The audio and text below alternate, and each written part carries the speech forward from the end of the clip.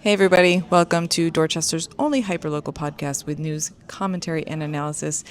I am in New York. I'm actually at my office, the location of my day job. I'm here for the week. So you will not see me on the news segment this week, unfortunately. I was unable to join, but you will get all the latest updates from Bill Forry and Yawu Miller of the Dorchester Reporter. Our interview this week was two phenomenal professors from UMass Boston talking about climate change and the impacts of climate change on Dorchester, so definitely worth listening to that this Earth Week. Happy Earth Day on April 22nd, by the way. Those professors are Georgia Mavrommati and Kate Dafforn, so make sure you tune into that. And we're closing out this week's episode with Flyby Brass Band. We got a brass band. We went to a basement.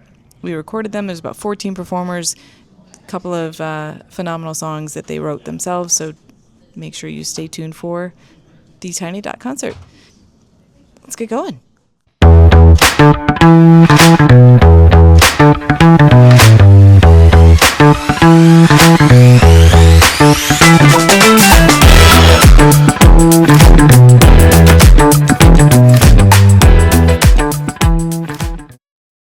Hey everybody, welcome to DotLife podcast and the Dot News segment of DotLife. I'm Bill Forry from the Dorchester Reporter, coming to you from the Record Co. here on Morrissey Boulevard, the headquarters of DotLife podcast.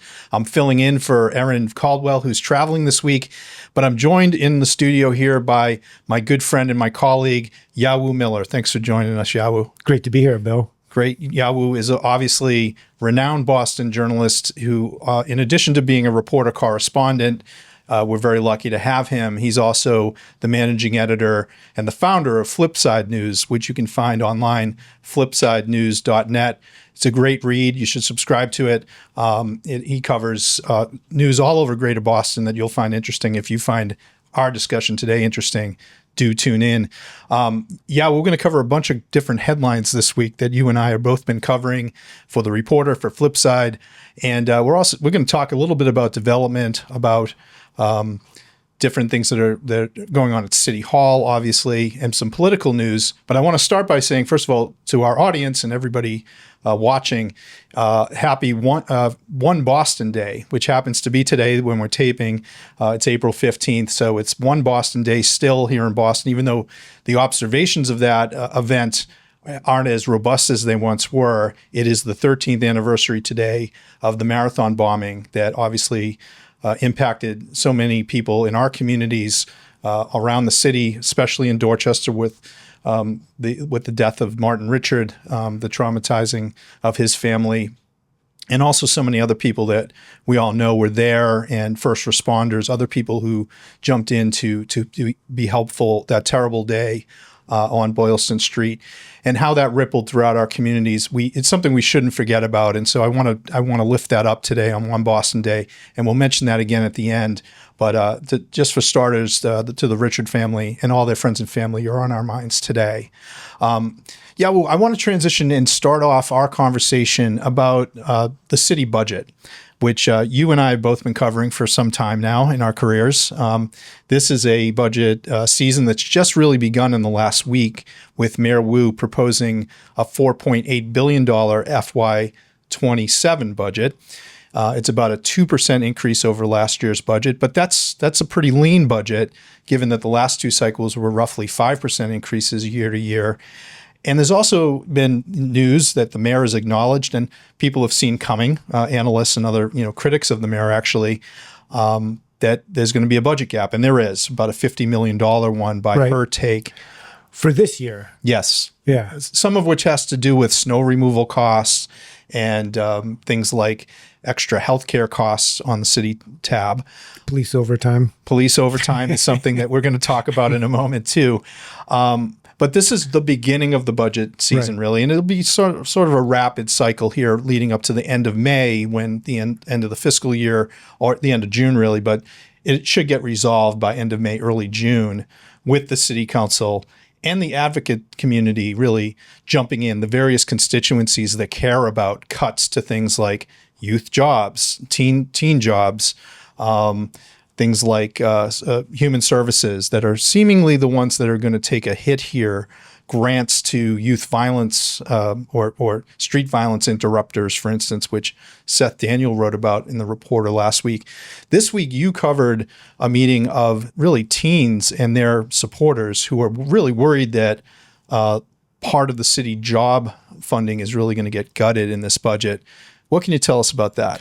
I want to back up a little bit too, Sure. and just say that this is the toughest budget season or session or whatever, the toughest budget since 2010, in terms of like the lack of growth in municipal revenue.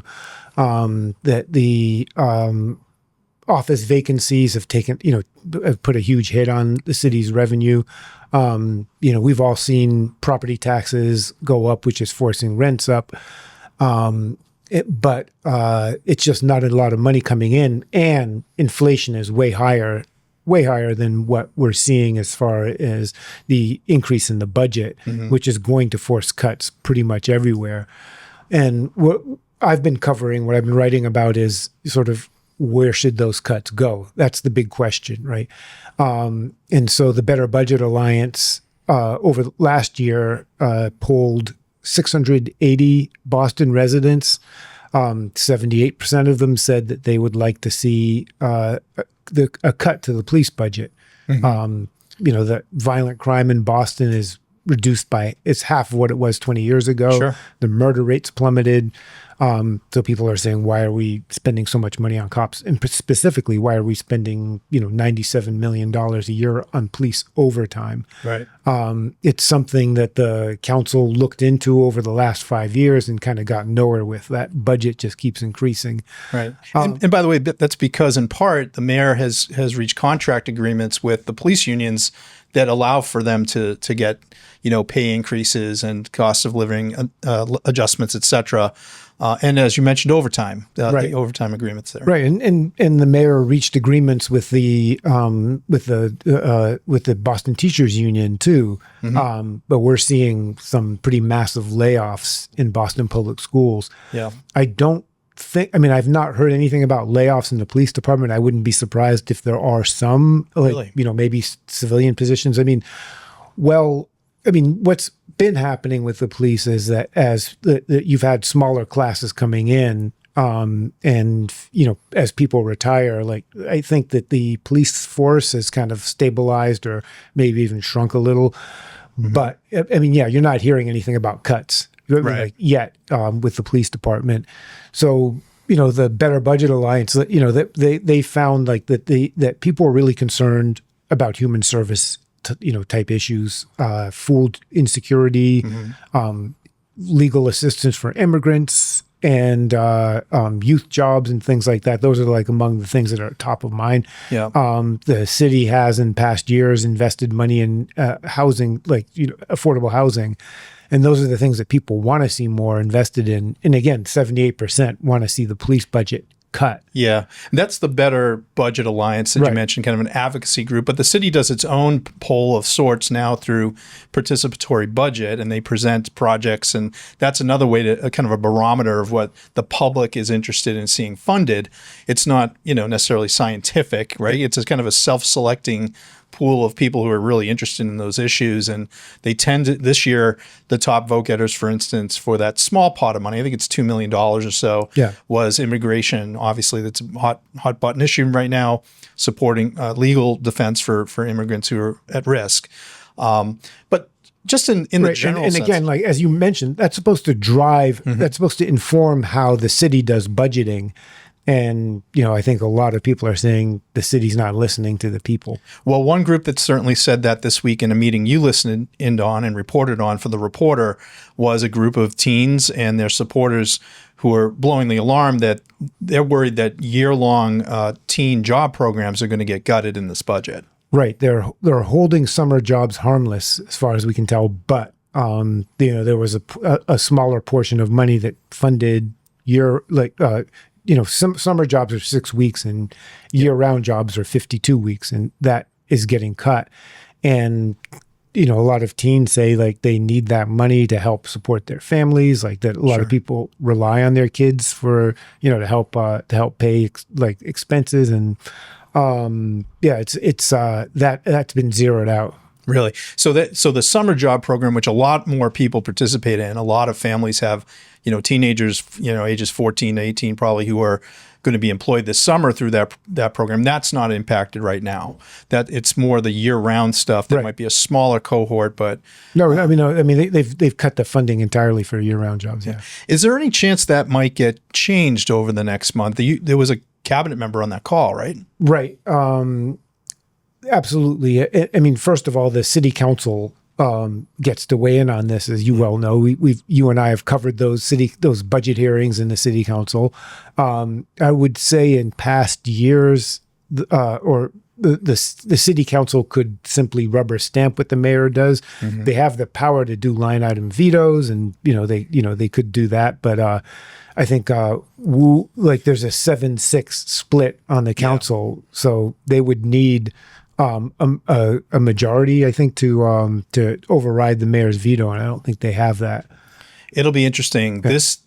The whole politics makes for strange bedfellows credo really comes into play in budget season sometimes in Boston. That 7-6 split you mentioned was reflected, for instance, in the council presidency vote, where Liz Braden was elevated to council president. But just this past week, Alston Brighton folks are really enraged because funding for their community center there got stripped from the budget. So maybe there'll be a stray vote over in Alston Brighton for I do think that this is a unique year. It's an austerity budget, clearly, and there are unique, fissures within the council that are almost hard to predict where that could go. Julia Mejia is really ringing the alarm on some of the things that she cares about.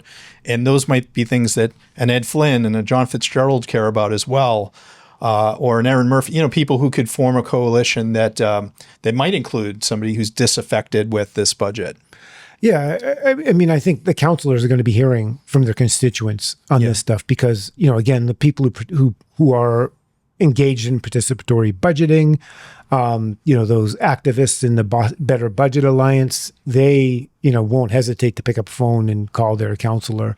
So I think, this is a stress test. Yeah. This year's budget is a stress test for the council. Well, the other thing that's stressing the city right now politically and in law enforcement and criminal justice is the officer-involved fatal shooting of Stevenson King on March 11th in Roxbury by Officer Nicholas O'Malley, and the fallout from the decision, not only fallout from the actual death of Mr. King, but the charging of Officer O'Malley has exposed some new rifts or exposed some old rifts within the city. It's also become a flashpoint in the DA's race, which is starting to emerge, and we'll talk about the political part of that in a moment, but let's stick to the criminal justice side of this for a sec.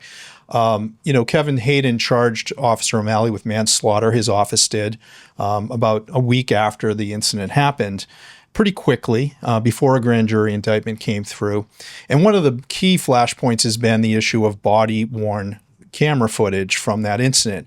Kevin Hayden so far has refused to release it.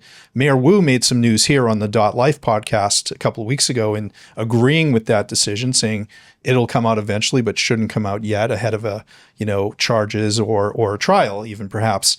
But you've been doing some reporting for the Reporter and Flipside that shows, an increasing volume of political voices saying that DA Hayden should release the footage. What's the latest you're hearing about that? Right. Yeah. The council had a representative of the Boston Police Department, and they basically grilled him on, why won't Commissioner Michael Cox release the footage? And the city's perspective is like that it's in the hands of the district attorney, but District 7 Councilor Minyard Culpepper said, look at the way the ordinance is written, that it's really the decision, rests with the commissioner as well. And Ruth Z. Louis-Jean, asked, is this always been the case like that, and the city couldn't give an answer, right? Like the council for the Boston Police Department couldn't give an answer for that. Culpepper noted that in the 2015 shooting of Angelo West, that he and other clergy were brought in to look at the body camera footage. So, there's absolutely a precedent. Sure. The city's perspective is this is going to a grand jury and this could prejudice, the grand jury. But then, Culpeper raised the issue like that all sorts of evidence comes out before news reports, social media, and, it's like it's unreasonable perhaps to assume that people can walk into a grand jury without having seen any of that. And then, if nobody can walk in without having seen or heard or read something, then what's the point of actually convening a grand jury? Right. Grand jury proceedings, of course, are secret, and we don't know. They could be going on right now. We don't have a sense of timing there. I guess we're hearing from people like not only Congresswoman Ayanna Pressley, who's called for the footage to be released at least to the family, so the family can understand what happened to their son. That's what the father of Mr. King, Stevenson King Sr., has asked for. They've hired representation, obviously, in the form of Ben Crump, who's a very well-known civil rights attorney nationally, was here in Boston last week. And that was the principal message that he delivered, is the family wants to see this footage. I guess I wonder, what's the argument for showing the footage publicly in your view? Yeah, what would you say? I think once the grand jury makes a decision, it takes the heat off of the district attorney. It takes the heat off of the city, and basically says, like, if the grand juries oftentimes will say, we'll hear an officer testify that they were in fear for their life or in fear for their partner's life. Very often, as we've seen with cases around the country where there's body camera footage, they decided, that the officer did nothing wrong. So I think people want to know, want to see, they want to get it out there that, from everything that we've heard about the footage, that the officer said, I'm going to effing shoot you, bro, I'm going to effing shoot you before he opened fire. That was in the charging documents. Yeah. It just looked like, everything we've heard looked like, right, that this was by no means a justified shooting. I think people want to make sure that the officers held accountable. Yeah, we've heard from people on both sides of the divide, so to speak. Councilor Erin Murphy, who's been generally supportive of Boston police, specifically supportive of Officer O'Malley in this instance, and his family, has also said that they should release the footage. And I think folks who may not, most people who are probably, undecided about that, it would probably sway people one way or another. We saw that obviously in the ICE shootings in Minnesota, how important footage was to understand what happened on the ground and what, how that affected public opinion. Yeah. So you could see both sides of how that could also impact justice and impact the jury trial if it gets to that. So it's a fascinating case. Part of what informs our coverage is your great reporting, Yawu, about how Boston police policy changed in 2002 in response to a fatal shooting of a young woman from Dorchester who was killed in a car that was fleeing a police engagement. And she was a passenger in the car, so she was an innocent in the back victim. Seat, yeah. Yeah, she was not the Evelyn intended. Barrow Cepeda. Right. And the officer said that he feared the car would run over his partner, and that his partner was in front. This was before body camera footage, so we don't know. Right. Exactly, there were no charges ever brought in that. No clearly. charges were brought, but then at that point, the Paul Evans was the commissioner.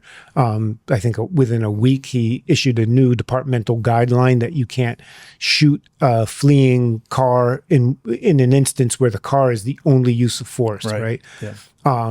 And then state law, I think more recently, I want to say 2020 or 2021, the criminal justice reform bill that kind of came out post George Floyd, it placed similar restrictions. So, right. Yeah. Well, as that plays out, now let's talk about the political side of this, because that's also, in my view, very much impacted what's going on now in the race for Suffolk County DA. Incumbent Kevin Hayden now has two likely opponents, but they're not definite yet because signatures aren't in and we don't know who's making the ballot for sure. But he has likely challengers in two women, Linda Champion, who ran before, I believe it was in 2017. 2018, yeah. 2018, and was not successful. Yeah. And then another person who did run in 2018 who was successful, Rachel Rollins. So obviously somebody who went on to serve as U.S. Attorney, resigned from that position under a cloud, really, in 2022, I believe it was.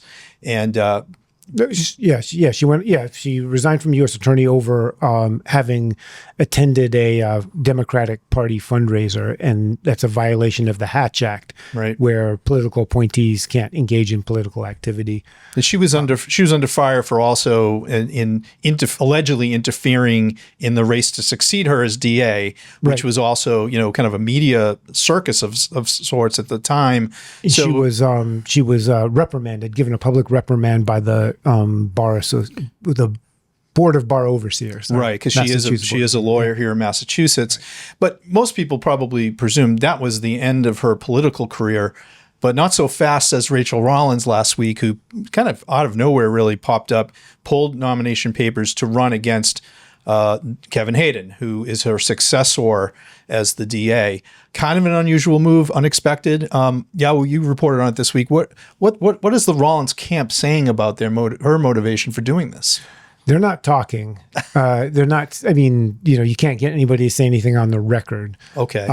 But I mean, if I take a stab at it, she's been out of the public eye for a while. She has worked at Roxbury Community College, but she was a talented politician last time around. She also had very strong views on how to reform the criminal justice system, and I think that Hayden in many ways represented a 180 turn from a lot of the policies that she implemented, specifically holding police accountable for misdeeds, current and past.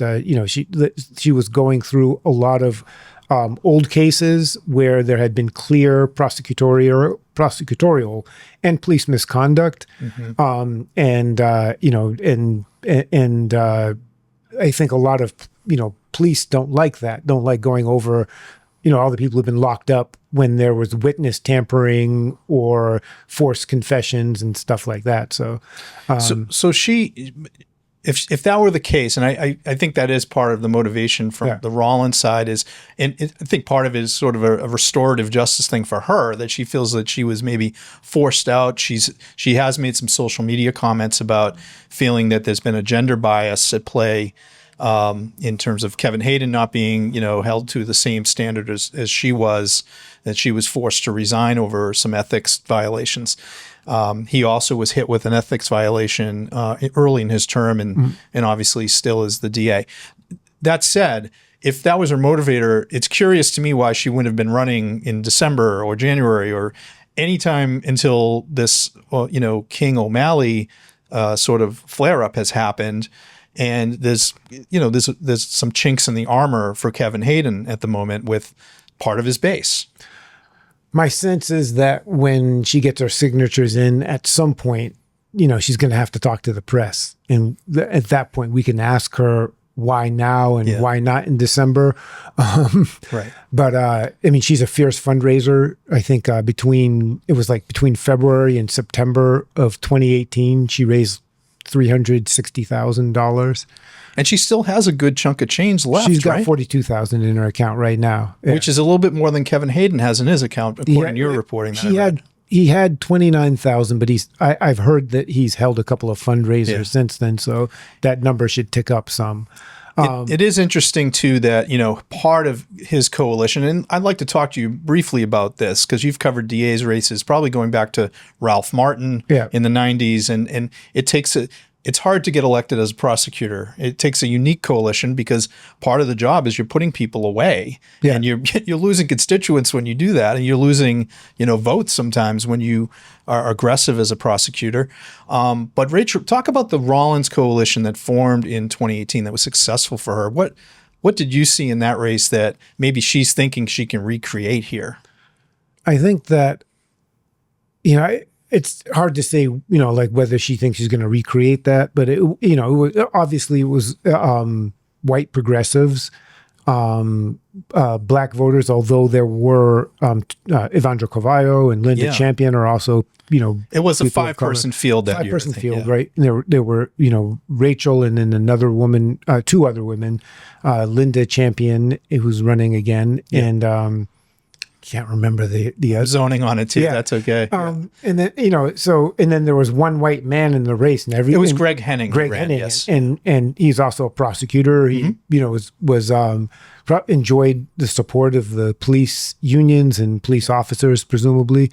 And honestly, as a reporter who'd been covering politics for a long time, I assumed that like the women vote, the progressive vote, split, black vote would split so many different ways, and Henning would just kind of walk in. And 2018 was one of those years where it was probably one of the most consequential electoral cycles where we just didn't see things coming. But the demographics of the city had changed to a point where the white conservative ethnic vote that you and I grew up reporting on had really shrunk, and white progressives had grown and kind of flexed muscle. Whether or not Rollins can recapture white progressives, it's an open question. Yeah. What the field looks like is an open question. But right now, it's sort of like she is the more progressive candidate. Champion ran to the right of Rollins and pretty much the rest of the field last time around. And Hayden, is to the right of her, more sort of, has had a cozier relationship with police. Yeah, until recently. Than Rollins had. Right. So, but it's interesting too that Kevin Hayden in bringing charges against police misconduct, a wrongful shooting, in his view, you would think that would appeal to that base of Rollins voters from 7 years ago. That he's being an activist DA to bring charges in a risky environment for him. Yeah, I mean, I think he did the right thing. A lot of people would say that he did the right thing in terms of bringing charges because, again, this officer violated Boston Police Department policy. He violated state law, right? So this is what you would expect a DA to do. Politically, though, I think it was risky. Very risky, and probably paying the price for it. And to the extent that he has relied in the past on police officers for votes and for donations and support. And I mean, certainly when he announced, you saw a lot. It was like Hayden and a bunch of cops standing around him, on duty and off duty. Right. So I think it could cut into his base. Champion could cut into his base as well. So right now, with just these 3 people in the race, it looks like there's a slight advantage to Rollins just with sort of like that she kind of has cornered the progressive market. However, white progressives in Jamaica Plain, when Kendra Lara was, the cops said she was driving 50 in a 25 zone. She had run her car into somebody's porch and she was driving with a suspended license. Kendra won all the majority people of color precincts in District 6 and lost all the majority white precincts. So, the white progressives are probably a lot less likely to turn a blind eye. The question is, do they sit on their hands that like they did when Ricardo Arroyo was running against Hayden, or will they just make a decision like, I'm going to choose the person whose values align with mine? Also, 2018, the ACLU of Massachusetts had the What a Difference a DA Makes campaign going, sort of like pushing for, as part of a national push for progressive district attorneys to come in and reform criminal justice. They saw that as a leverage point to fix a lot of the things that people saw as being wrong with criminal justice, kind of pre-George Floyd reforms, and will they be engaged as well? I mean, are there outside groups that are going to be pushing this? And will they see in Rachel Rollins somebody that they'd want to get behind again? Yeah. I think two things, and then I'll move on to our next topic. One is that we should remember to Michelle Wu very clearly could be a factor in this, and her, we could see how she can motivate. She's been pretty well aligned with Kevin Hayden actually in recent months, and also I just want to say one more thing though. Sure. Rollins is a very energized campaigner. Like she's very diligent and high energy, and so like anybody who underestimates her does so at their own peril. That's a fair point. It's going to be a sprint, though. I will say this. I mean, once we get through this nomination period, we won't know really till probably the end of May exactly who's certified on the ballot. This is a September 1st primary election. It's not even Labor Day by then, and there's an election on the books, I believe. I think it might be the day after Labor Day. I have to double check. But it's really early in the season, and a three-way race for essentially a Democratic seat. It's going to be it'll be a real summertime sprint for this one. I think the nomination process will be a good early window into this because when you're out there if you're running for office, when you're out there collecting signatures, you're also making your case to voters. How many signatures are each of them going to turn in, and how quickly? So it's just a good early metric. We'll be watching, and there'll be some reporting to do the next couple of weeks on all the races on the state side that are coming up. This is a state election year, so stay tuned for that. And the ballot questions. That's true. There's some of those too. I want to turn briefly to development and do a quick summary of some of the ones and catch people up. If you've been watching DotLife in recent weeks, we've been heavy on that. And a couple of updates. One of the development projects that's been controversial is the old Dorchester Post in Adams Village. It was proposed to raise that old Veterans Post next to the Erie Pub, for those wondering where that is. A bit of a landmark for you there. And the development team there in the last week has dropped their unit count from 24 units to 18. So that's a concession. Even with that, the most recent public meeting was a big thumbs down on that number. Still, there's a lot of opposition to the project. It'll probably need to go down further for them to win over hearts and minds in that Adams Village community. And for those who are concerned about that, think that that's just NIMBYism. Frankly, we've covered 2 community meetings now. There's not been one single voice that's spoken up in favor of that project. So if you are interested in that, you should probably check it out, maybe get involved in that city process. The second one is on Minot Street, 39 Minot Street, a public meeting held by Boston Planning Department last week. Once again, the development team, which is proposing to take a 2-family house and build 2 new buildings on the other side of it for a total of 26 units on Minot Street. Really got thrashed at a community meeting 2 weeks ago. That happened again. It was like watching a rerun.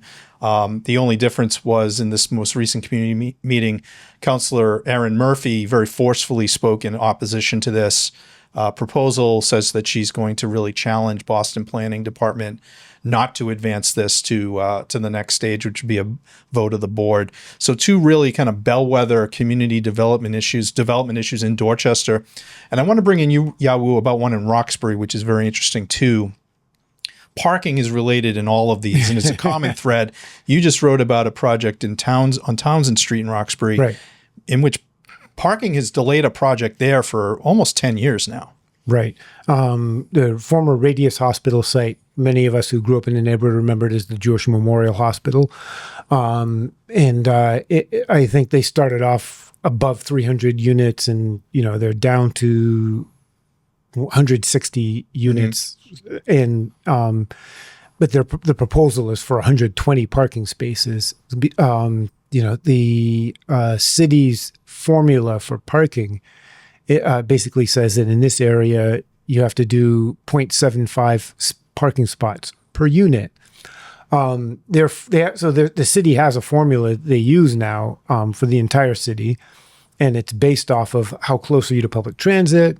There is a bus that runs by somewhat infrequently along Washington Street, and then just shy of a mile away, it's to the Jackson Square MBTA station. How close are you to supermarkets? There's a supermarket a mile away, and then how close are you to jobs? It feels like the people who live close by want this project to happen. The development team wants it to happen. The city wants it to happen, but they just can't get on the same page about how to deal with parking. And this must be very frustrating for everybody involved. What do you see as the next step? Is this still under review? Right. Yeah. I'm not sure exactly when the BPDA is going to make a decision on this. Yeah. But they appear to be sort of leaning toward approving it. It remains to be seen how they're going to respond to the neighbors' concerns about parking. One thing about this formula that it doesn't take into account is how much on-street parking is actually available in that area. So there are people who've lived on Townsend Street for generations. And, as somebody who's lived in that neighborhood, a couple of blocks away, I lived a couple of blocks away from Townsend Street for 30 years. And, I've lived in Roxbury pretty much all my life. The proposition for many people who live in Roxbury is that, the amenities don't actually exist there. Like the supermarkets are, from Townsend Street, a mile in either direction. Also, as I talk to people who live on Townsend Street, and keep in mind that there's parking only on one side of Townsend Street for the entire half-mile stretch until it turns into Quincy Street. Mm-hmm. Then even beyond that, it's still parking on one side. So it's limited parking. Very competitive. And then, you talk to people who live in that neighborhood and they say I have children who, have after school activities, or I have to pick them up from here or drop them off there. I have elderly parents. So, a lot of people have bought homes there based off of I can make things work with a car. Sure. And then, recently, I'd say in the last 10 years, a mosque opened at the corner of Washington Street and Townsend Street, and that kind of added more cars into the equation. It's right next to Academy Homes, a public housing development that has restricted parking in its own area. But people who live there have guests or people who live with them or stay with them who aren't on the lease, and they end up parking on the street because they can't get a permit, they'll get towed. So, the situation is already a lot of pressure on that street for parking. And people, again, who rely on cars to get around in Boston, it's not it's not the most public transit friendly side of the city. It's funny when I'm hearing you talk about Townsend Street, I feel like it's exactly what people on Minor Street would be saying about this project that they're unhappy with. Same basic messaging and same frustrations. Minor Street's even further out away from the center of the city. And not very transit friendly. Not at all. Not at all. Yeah. So, because there are people who live in the neighborhood who don't have cars, but then again, it's like children, elderly parents, or you yourself have mobility issues. And as far as biking goes, I can tell you as somebody who bikes regularly, it's quite a hill. I bet. On Townsend Street. By the way, I want to point out, and you mentioned it earlier, you have lived in Roxbury all of your life, but you did live in Dorchester for a period of time. Almost. Savin Hill, to be exact. That's right. That's how you qualify to be on DotLife podcast more than once. So it's always a pleasure to have you on here. Before we wrap up, I do want to give a shout out to Dorchester's Tiana Mayer, who on Monday was drafted number 14 in the first round of the WNBA draft and will be playing for the Seattle Storm after a brilliant career collegiately. She just wrapped up with the Duke Blue Devils. Cassidy McNeely, it was on the pod last week talking about her career and her prospects, and now we know she will be a pro athlete from our neighborhood. It's a real success story for her and her family. So, salute to her and best of luck in the next phase of her career. And finally, one last thing about One Boston Day. There hasn't been a lot of events planned around it. The marathon's coming up on Monday, of course, and will be on our minds that day. Please consider, as you think about the impacts of that event on our neighborhood and the Richard family in particular, consider making a donation to the Fieldhouse Project, which is now rising brilliantly. We can probably see it through the window I'm looking at now. The steel is rising up along Mount Vernon Street in that project to build what will be the state-of-the-art indoor facility for city kids, not just Dorchester kids, by the way, but all over Boston, BPS kids included. It's on a BPS parcel of land, after all, on Mount Vernon Street. It's a real living memorial, or will be, to Martin Richard, his family, and all the Dorchester people who were impacted, and Boston-wide in that event. So once again, consider that. Check it out at .news.com. or go to the Boys and Girls Club page as well. That's it, I think, this week for .Life Pod and the .News segment. Thanks so much for joining us. Yawu, thanks for being on. And Thank you. We'll see you next week.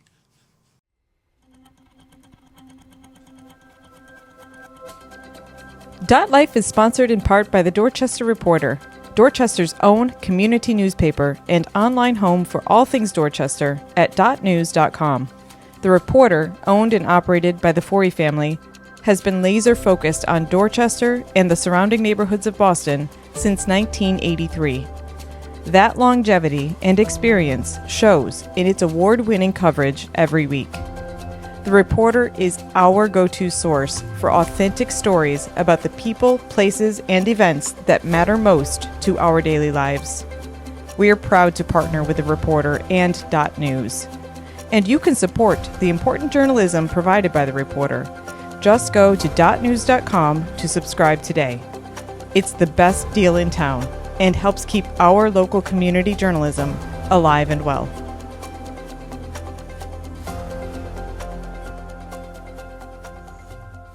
Hey everybody, welcome back to DotLife. We are celebrating Earth Day next week on Wednesday the 22nd, and we are talking today about climate change. Dorchester is susceptible to climate change, and who better to talk to about that eventuality than the two folks I have with us today. Georgia Mavrommati, who is the Associate Professor of Ecological Economics at UMass Boston. Hi, Georgia. Hello, Erin. Thank you very much for the invitation. Yeah, thank you for coming.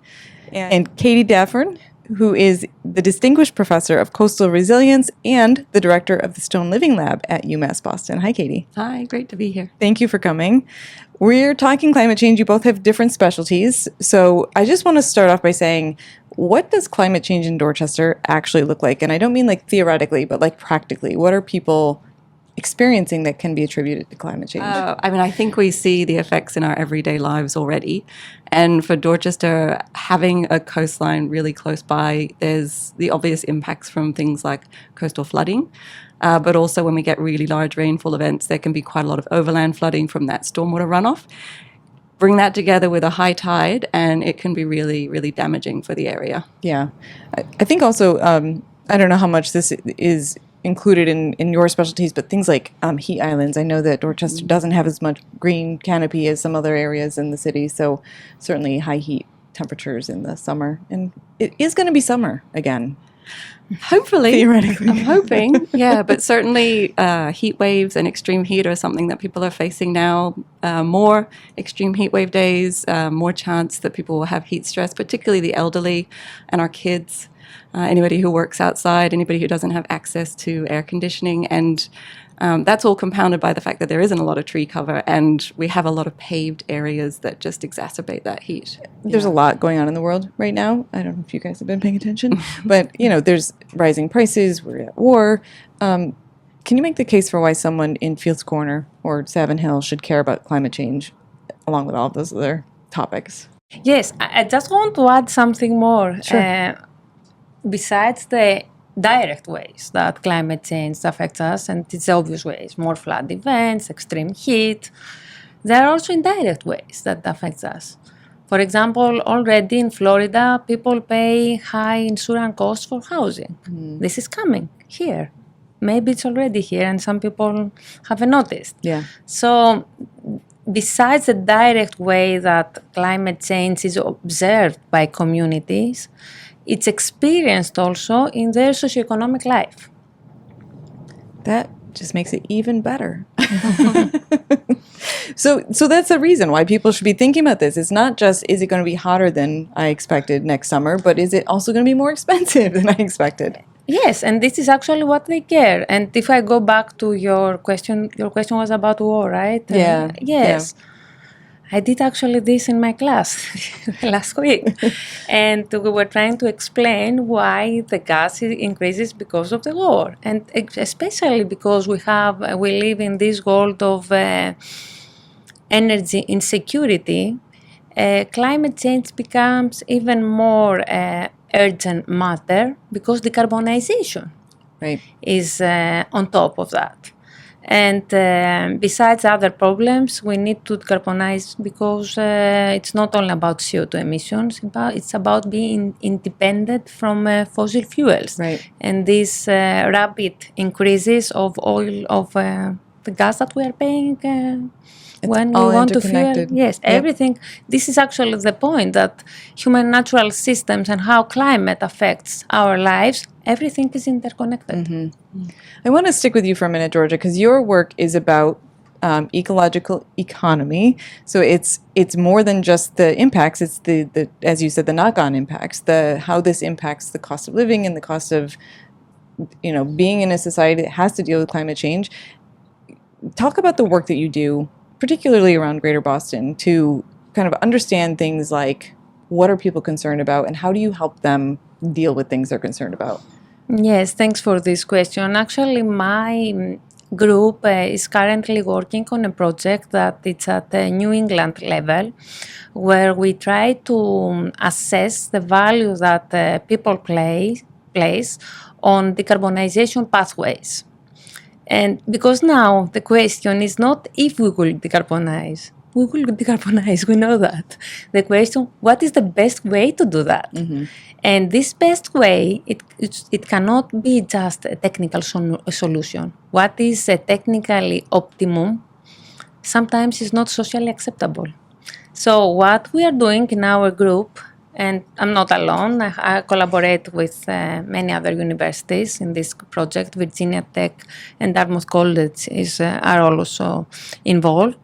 What we are doing, we use a method that it's called deliberative valuation, where residents of an area, and actually we did it in Boston, are invited, and collectively they try to decide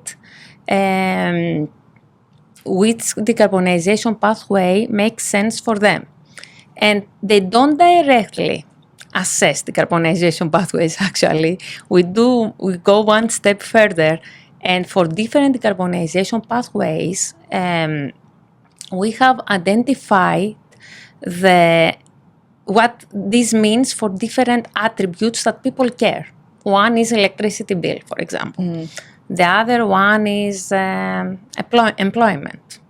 Because if you invest in new green infrastructure, maybe you will gain some jobs, maybe you will lose some others. Georgia, can you talk about what you mean when you say decarbonization? Like, what does that encompass? Okay, this can mean different things. Usually is how you move from fossil fuels, and you invest in different energy sources, like offshore wind energy, which is a huge thing here in Massachusetts. And now, which is very relevant to our discussion, a few days ago, actually, the Governor Healy, with other governors in New England, they have signed a new agreement, and they put into the discussion nuclear energy for first time after many years. So it involves many things. And usually doesn't involve just one type of energy. Usually you need to diversify, and this is what makes more sense. Got it. So you need to understand for different decarbonization pathways the trade-offs, what you are losing and what you are gaining. Is that a problem that people expect they shouldn't have to give up anything if they're decarbonizing? This is a great question, because usually when we are talking about decarbonization, people focus on climate goals. You can achieve your climate goals with different decarbonization pathways, but different decarbonization pathways have different implications for the socioeconomic life, for the ecology, for different aspects of life that people care about. I think this is a mistake that comes from scientists. And I will tell you why. So it's your fault. Okay, let's hear it. Yeah, because the last few years, we are all the time discussing about, climate adaptation, decarbonization, co-benefits, which is the positive side. But we need to realize that there are no choices without consequences. The point is to find out as a society what we are willing to give up in order to have something else, what matters for us most now and in the future. So I think for people it's very easy to get this idea, actually. I give them credit to this. When you explain them that this is the case. And actually, if you are honest with them and you go with a plan and you explain them that you will give up something, it's not that only you win, they trust you more. What's an example of that? For example, the classic example, actually, I will tell that all the decarbonization pathways imply higher electricity bills. All of them. So yes. Huh. What about solar?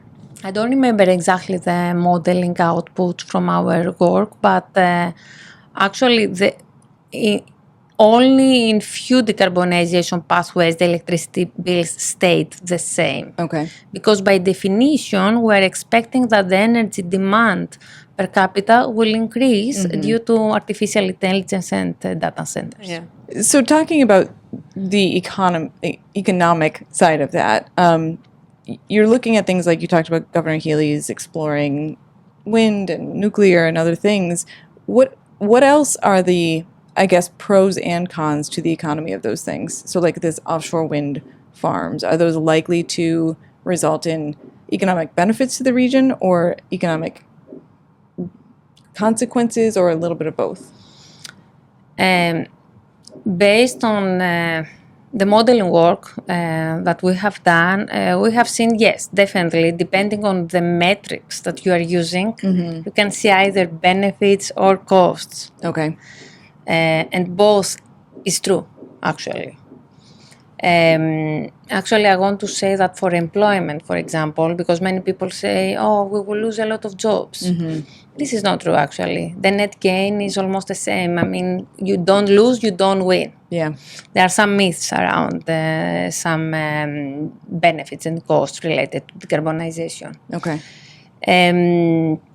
Other benefits, for example, from offshore wind is the know-how that you get. And this know-how is something that you can later export it, let's say, to other communities, to even to other countries. Katie, I want to talk to you for a second about the coastline aspect of it. Dorchester has a pretty long coastline for Boston. You talked about coastal flooding and stormwater runoff. What are the implications of those problems? Sure. I mean, coastal flooding, stormwater runoff, that can be anything from people not being able to commute to work because they'll have to drive through floodwaters, people having flooding in their houses, basements being backed up with water. But it can be impacts into the marine system as well. So stormwater carries a lot of different kinds of contaminants with it, things like heavy metals and oils and grease. And when that does run off into marine systems, that can have really huge impacts on biodiversity. Can you walk us through what coastal resilience actually means on the ground? Does it mean like a seawall? It's interesting. I think approaches in the past would have been to hold back the sea. Okay. And a lot of that was done with great infrastructure, building things like seawalls and other kinds of barriers that are heavily concreted. Okay. And I think there's been more realization now that if we are going to adapt to climate change, which is really the ideal, being able to adapt to climate change, we need to behave like nature, work like nature. And so working with nature is one of the tools people are using now to build coastal resilience. So to mitigate some of the flooding, mitigate some of the erosion, but also potentially just shift the way that we build, the way that we commute, so that we are adapting and working with changes in sea level rather than always trying to fight them. I want to actually bring Georgia into that conversation because adapting is an interesting way to put it. Are people, in your experience, thinking about adapting, or are they thinking about avoiding climate change? Like, where are we on that journey? I think it depends on how we frame the discussion every time. Usually, in the work that I'm doing, it's not about avoiding because climate change is here. Yeah, we know that. It's happening already. It's not an assumption. Maybe 15 years ago, we were talking about predictions. Now we're talking about what we are living. So I think that most of the times people understand about climate adaptation, but they cannot really understand, as we said before, about the full range of consequences that this means and how they can get involved in this and what is their role. because there is no free lunch, actually. We know that. Okay, I will use an economic term, but yes, there is, avoidance is something that I avoid even to use it when I'm talking to people, because usually the way that the projects that I'm working is about how we can improve the state that we are. How we can live with where we've Yes. ended up. Yeah. Katie, talk about the Stone Living Lab. We've talked about some of the projects that you've done locally on the show before, but I want to, for folks who may have missed that, tell us, well, what is a living stone? Well, the Stone Living Lab was founded in 2018, 2019, and that was following a series of storms that hit Boston pretty hard. And I think probably people listening to this will remember some of those impacts. I've seen images myself of people kayaking down Morrissey Boulevard to kind of get to work. That happens every full moon. It's true. But I think those storms really brought home that Boston was at risk. Yeah. And we actually had a bit of a near miss, I suppose, because New York has experienced probably more impactful flooding than Boston. But at the same time, there were discussions around whether a large harbor-wide barrier could be constructed. And overwhelmingly, the science has shown that that is not going to be an approach that really protects Boston. From a practicality standpoint or cost or both? Both. Okay. Both, because a seawall is not going to address all the issues of stormwater flooding. Okay. It could compound them because it traps water. Right. At the same time, it's really costly. It's not great for the environment, and it's ugly. It requires a lot of maintenance, which nature adapts and requires less maintenance compared to some of these harder infrastructures. So the storms and this kind of understanding that nature might be a more appropriate pathway in terms of climate change adaptation really were the foundations of the Stone Living Lab. And since then, we've really based what we do around both testing nature-based approaches to coastal resilience and also developing a really rigorous scientific monitoring program that can evaluate everything we innovate and test, provide guidance to the stakeholders that we work with, and help them understand what sorts of approaches might be most appropriate in different scenarios, and how do they permit them, how do they fund them to a certain extent, and how do they scale them up so that it becomes really meaningful for the communities around Boston. So we have several different demonstration projects. Not in Dorchester at the moment, but we do have some pretty extensive monitoring happening in Dorchester right now. We have some overland flood sensors that collect real-time information about coastal flooding, one on the Morrissey Boulevard, one at Tinian Beach. And we also have a citizen science, I can never say it, participatory science project called Chronologue, where we have stations, one in on the campus actually, but people passing them can put a mobile phone down and take a picture of shoreline change, and we use those images to look at shoreline change over time and understand how things are eroding, what kind of wave energy there is, and we've been using that at some of our demonstration sites as well to show how effective they've been at reducing some of that erosion. The talking about using nature to help is interesting. I don't think that was always the approach to climate mitigation. Were there mistaken, well-intended projects that kind of try to do that barrier style, like interference style mitigation that now we're like, ooh, we should have been a little more thoughtful? Well, a lot of it, I think, has been dependent on where the evidence is coming from. Okay. And there's been a lot of historical evidence to show how seawalls can protect a shoreline. Okay. But also evidence that shows us now how much they cost and how much it takes to kind of maintain them, and how they need to be continually maintained and renewed and elevated almost. But at the same time, evidence to show that nature-based approaches can be really effective and provide all of these other co-benefits has been a little bit slower. And there still is a level of uncertainty because it's nature in terms of how it will behave. You can't create the same calculations that you can for a seawall. But that approach, that evidence, it's all growing in understanding. And I think more and more we know how to implement it. We know how to protect it longer term. And we are quantifying the benefits both from biological, environmental standpoint, but also increasingly being able to kind of quantify them economically. Okay. And that valuation economically, I think, is really powerful, because turning biodiversity into a dollar can often move policy and help with the implementation of them. You mentioned Tinian and Morrissey specifically. Are there any other points in the Dorchester coastline that you think are like pivotal, like more at risk? Like, is UMass campus more at risk? It's pretty out there in the harbor. Interestingly, our campus is fairly elevated. So Okay. while our connective routes, I guess, are at risk, places like Morrissey Boulevard, which would be a main pathway to bring people onto campus, most of the buildings and infrastructure have a fair amount of resilience just because of how we're positioned on a Okay. bit of a hill.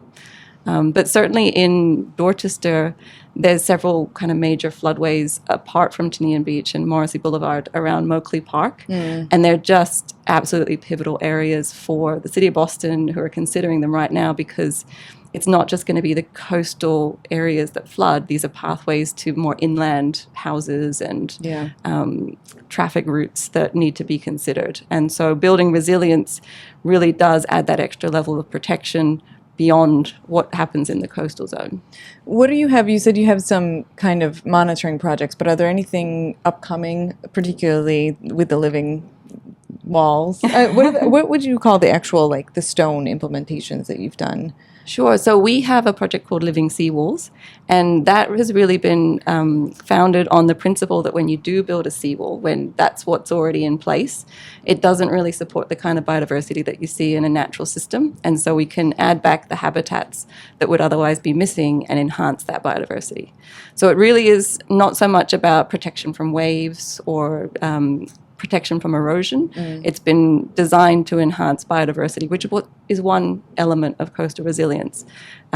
Because of what we understand about the things that grow on these panels, though, the seaweeds, the shellfish, there's an incredible opportunity there that they are actually dissipating the wave energy and helping to prevent shoreline erosion. We just have to measure it and ensure that, if we are telling people that that's the case, we have the evidence to support that. So we have a lot of biodiversity evidence, and we're working on gathering more information about what are the co-benefits in terms of reduction of wave overtopping, reduction of wave energy. That's kind of next on the radar. I don't think there's as much skepticism in the world right now as there was 10 or 15 years ago. Is that an accurate statement, or are you still coming against climate denial in your work?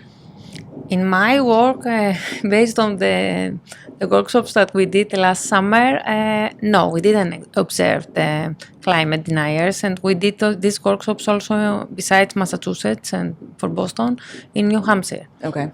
Where people have totally different backgrounds compared to the population that we studied here. And also from the past, actually, because I have done some experiments 10 years ago related to climate change, I didn't find actually a correlation between political affiliation and climate change beliefs, which was very interesting, and it's opposed to many other studies. Right. It does feel like there's a disconnect between what the scientific community is finding and learning and some of the things that are newer findings and what people understand about climate change. How do you make sure the work you're doing is being shared broadly and in a practical, actionable way to the community? For us, is working with the people, actually. You talk to them? We decompose the problem in a way that people understand it. When we do workshops with people and we ask them the value, for example, for different attributes related to carbonization, where you may have ecological attributes or attributes related to human health, that it's not so easy for people to understand them. We design them in a way that we are certain that they understand them. We give them information by having experts in those workshops that they provide them the science behind these estimates. So it's not just a black box. So I have this magic model. I have this output now. You need to believe me. Yeah. No, we build this relationship. And we leave room in our interaction with them in order to build this knowledge and really digest what this kind of attributes that we are using mean for them. Yeah. So decarbonization for them, it's not just, I will achieve climate goals because I will invest in offshore wind. Yeah. No, it's this pathway will have consequences for human health, for economics like employment and electricity bills, for indigenous people, which was one of the aspects that we studied. So if you give them the full range of consequences and you give them time to understand, not just a survey that they have to respond, then step by step you build this knowledge, and a mechanism that we call it social learning is activated.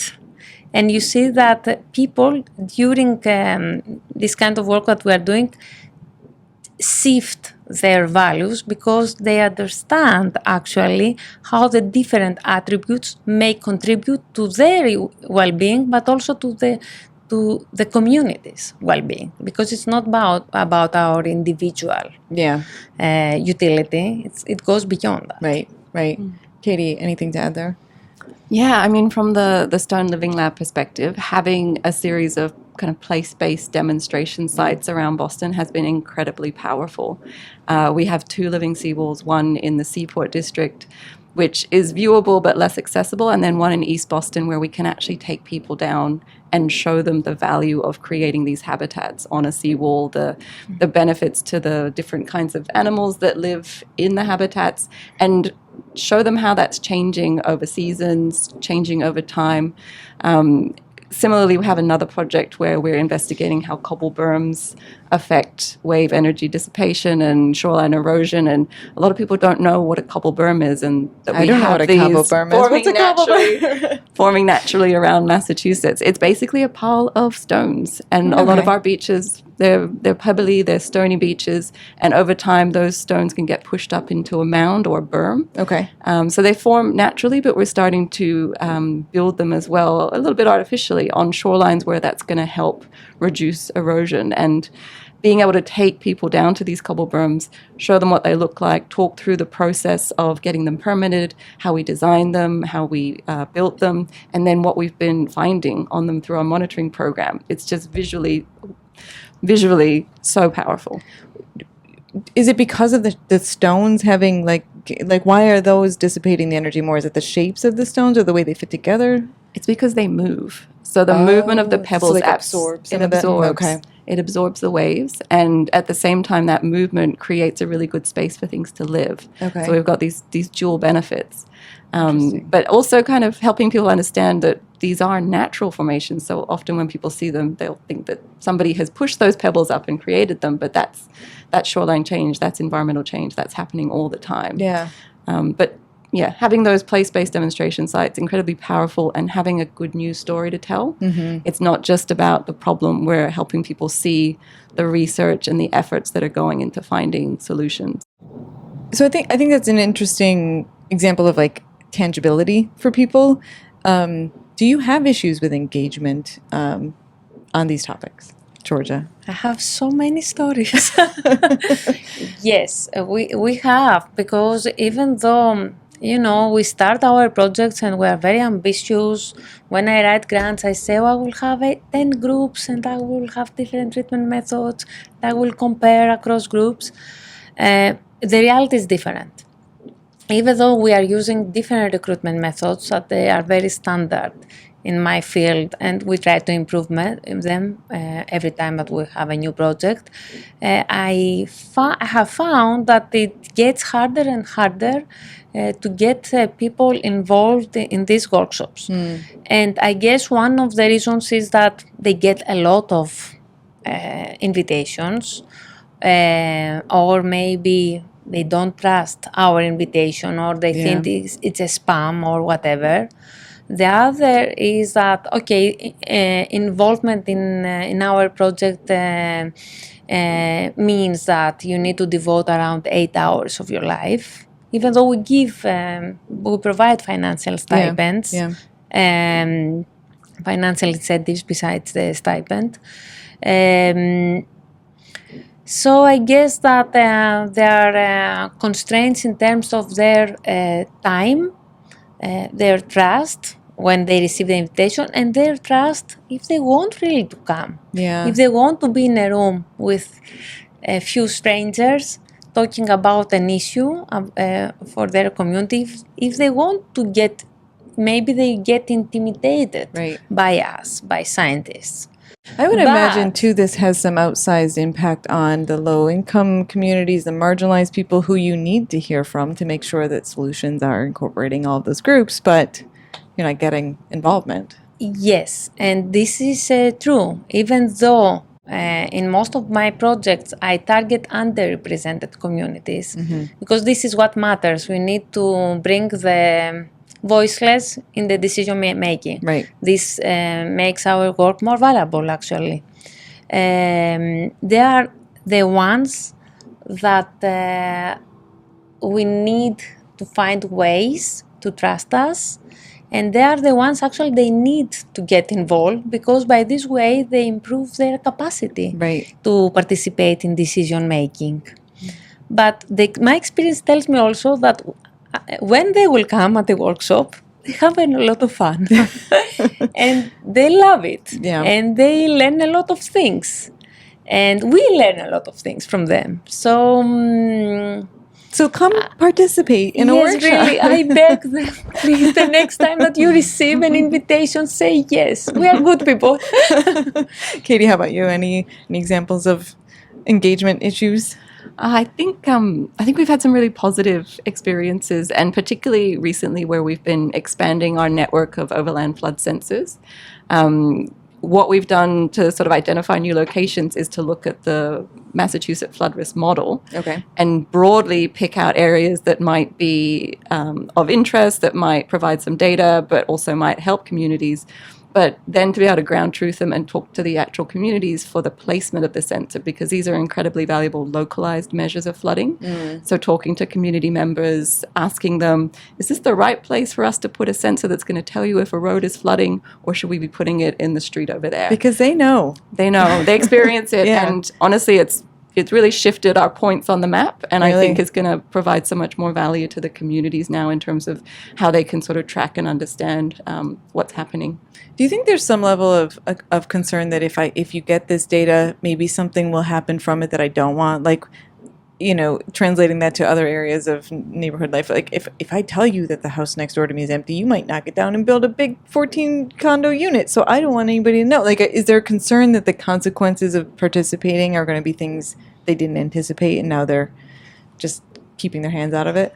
I haven't experienced that directly, but Okay. I do know that people have concerns that where flooding or other sorts of extreme events are mapped, it can affect house prices because people will Right. see that there are impacts occurring there. So And I as know you that mentioned, is one insurance, issue. Yeah, definitely. It's interesting. I am a marketer, and I did my grad school thesis on communicating about things like climate change that are so big. How do you change concern to action, and how do you use marketing to drive that?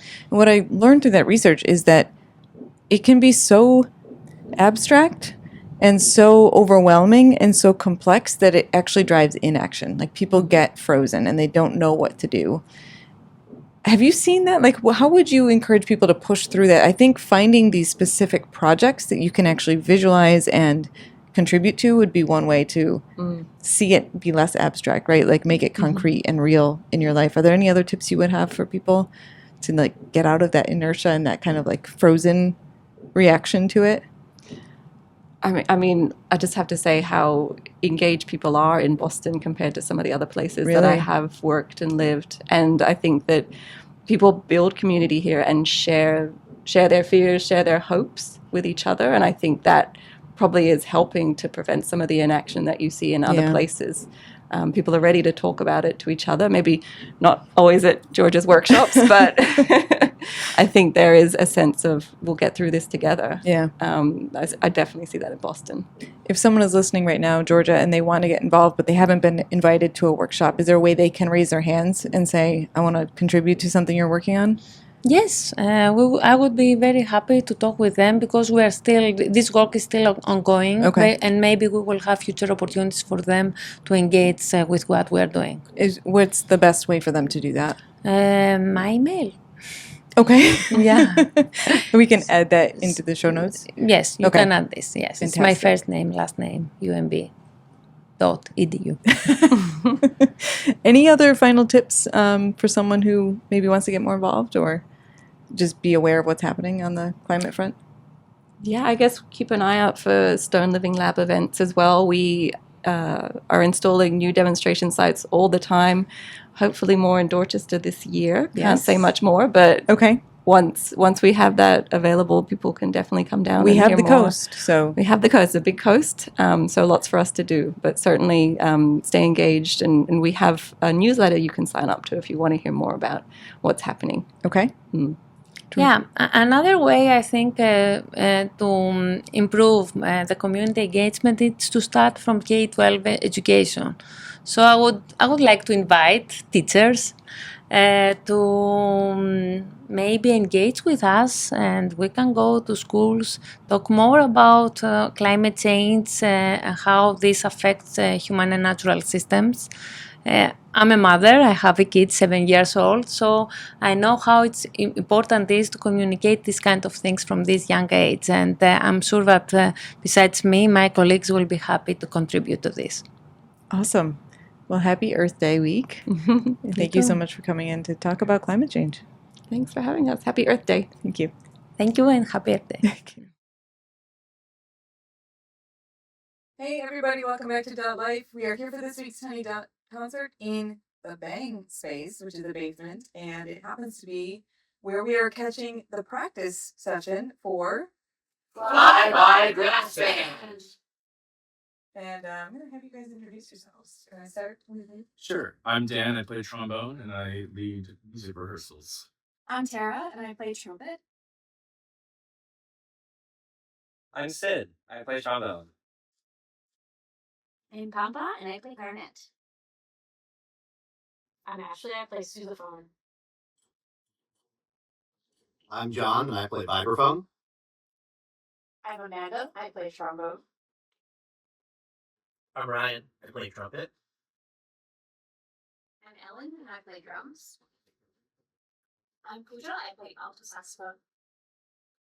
I'm Cindy, and I play trombone. I'm Nat. I play tenor sax. And I'm Paul, and I also play drums. This is a big crew. This is the biggest crew we've recorded on the Tiny Dot so far. How do you guys coordinate practice times? We've just managed to pick a day. So we rehearse typically Saturday at noon, and it's just worked out. We're also pretty flexible, so like we don't, not everyone can make it every week. So we try our best and we make it work. And how many of you are there beyond who's in this room? Like, what's the total number I think we got we're missing a couple of trumpets, 3 trumpets, One sax. one saxophone. You get So- close to 20 when you're Yeah. And do you play a lot of live events well, we're in Medford right now. Yep. But do you play across the Boston area? Yeah, so we mostly play a lot of like outdoor, a lot of Porch Fest type events in Somerville, Cambridge, Dorchester. We all kind of met through the Haunt Festival that occurs in Somerville Okay. every year, and most of us have played in other groups around that festival, and we decided to kind of make our own band. And do you have like tryouts or auditions, or is it kind of come and bring your instrument and we'll welcome you? Kind of in between. Okay. We're not really like we just want to make sure everyone's a good hang, Yeah.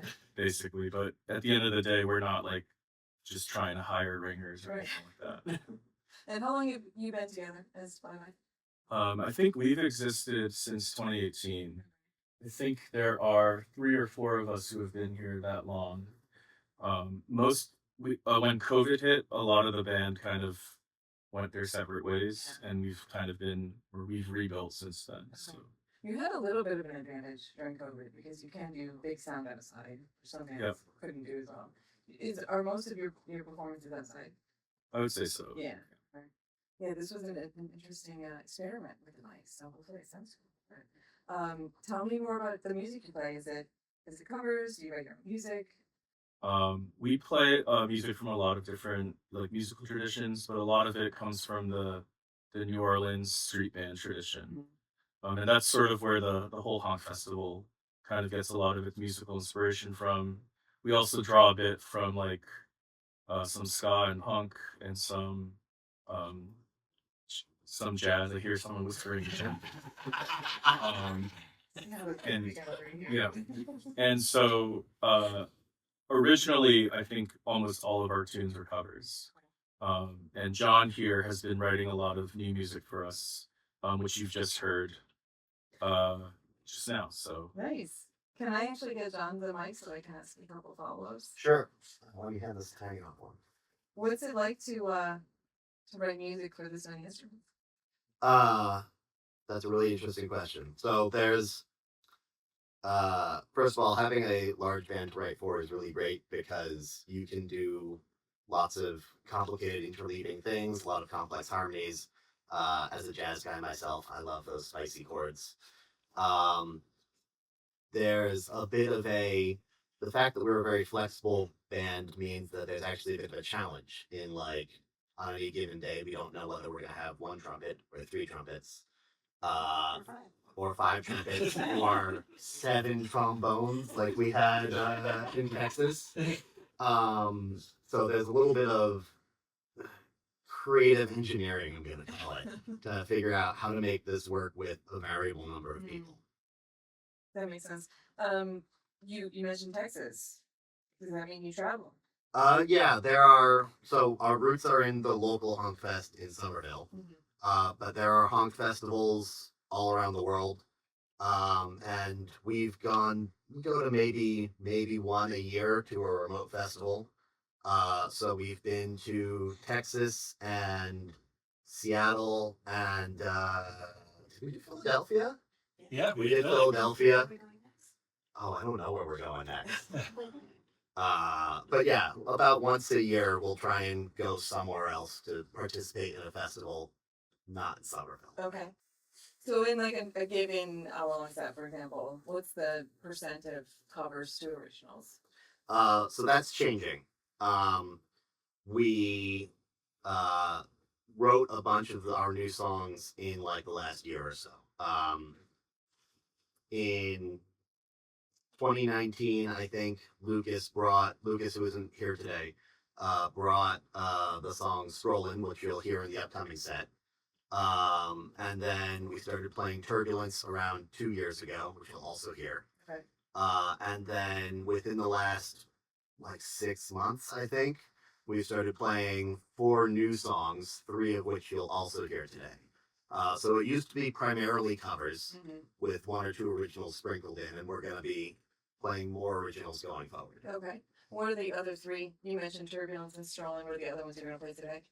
We've got First Class and Jump Seat Jive and Someone Else's Sky. Okay, great. Tell me more, one of you, either of you, any of you, about what it's like to play this kind of music, like to crowds. What's the reaction? Do you feed off the crowd reaction? Do you get a lot of like kids? And like, what's the demographic of those crowds? What does it feel like? Our biggest crowds probably come from the honk festival. Okay. And that's probably the most electric audiences we get to play for. It's really awesome. All sorts of age ranges. A lot of like fellow musicians are in the crowd there, and it's just this huge sort of conglomeration of people. And that's definitely like it definitely helps us. Okay. I think a lot of the music we play is like it's like very physical almost. Yeah. And just like you want to dance to it, so it's really helpful to see other people dancing to our music. Yeah, definitely. Honk is it Davis Square? What part of Square? It's in Davis Square and Harvard Square. Okay. And what is the date of that? Do you know offhand? It's every year on Indigenous Peoples Day weekend. Is that October? It's October. Okay. Yeah. And where else can people find you? Do you perform often? Yeah, so we'll perform at many of the local Porch Fests. We're going to be playing at Somerville Porch Fest in a few weeks here. We'll play at some breweries sometimes. I think we have one lined up. Pending, yes. Yeah, pending. Generally outdoor things. It seems like these days every town in the area has a Porch Fest, so Yeah. that doesn't give us any shortage of places to play. Right.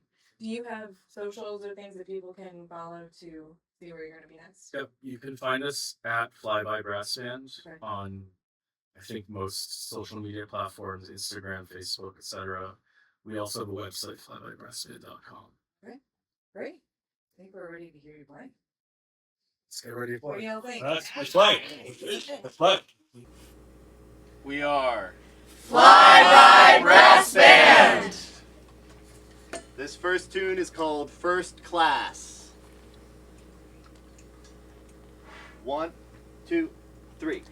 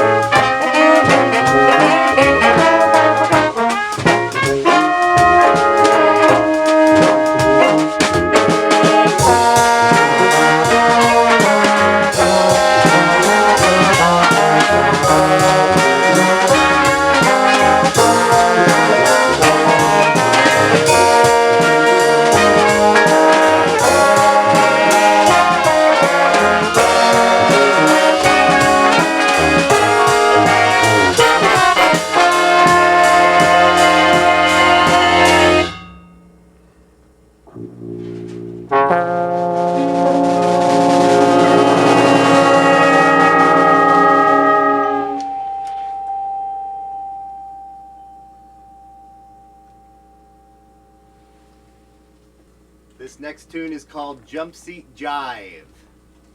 Gonna give you 4 and 2. 1, 2, 3, 4, 1, 2.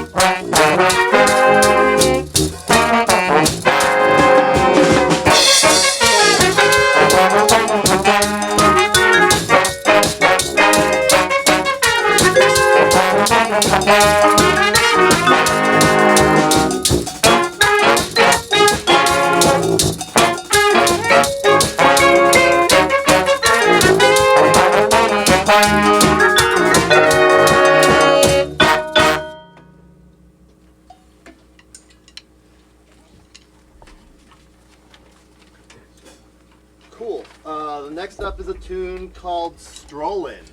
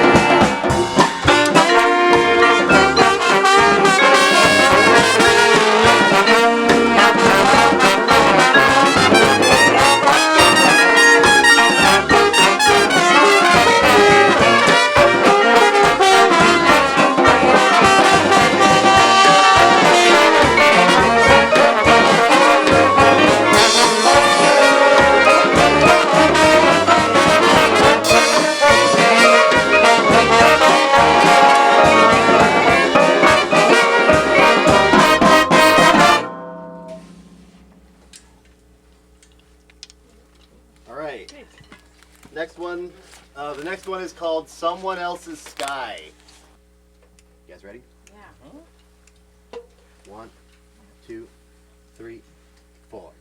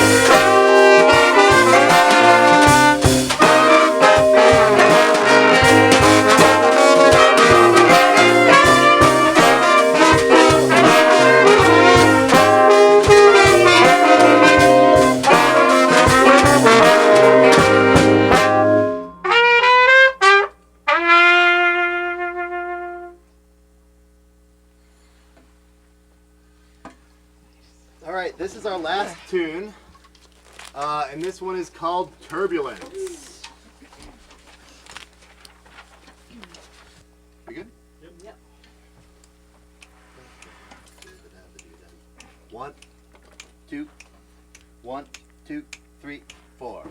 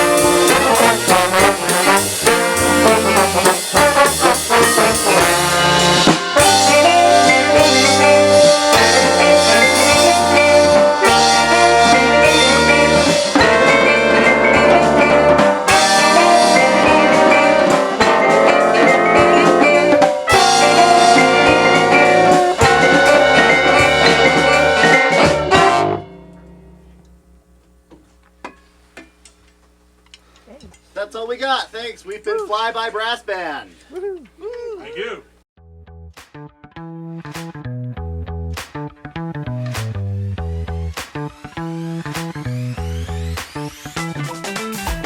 Thank you for listening to DotLife, which is available on Spotify, YouTube, and Apple Podcasts. DotLife is produced and edited by me, Erin Caldwell. Technical and editing support are provided by Yasser Mahmoud. Additional support is provided by the Dorchester Reporter. Thanks to Georgia Mavrommati, Kate Dafforn, Bill Forry, Yawu Miller, and the members of Fly By Brass Band for joining this week's show. Thank you for listening, and we'd love it if you could share, subscribe, rate, and review the pod wherever you listen. If you are interested in supporting the podcast, visit DotLifePod.com for more information.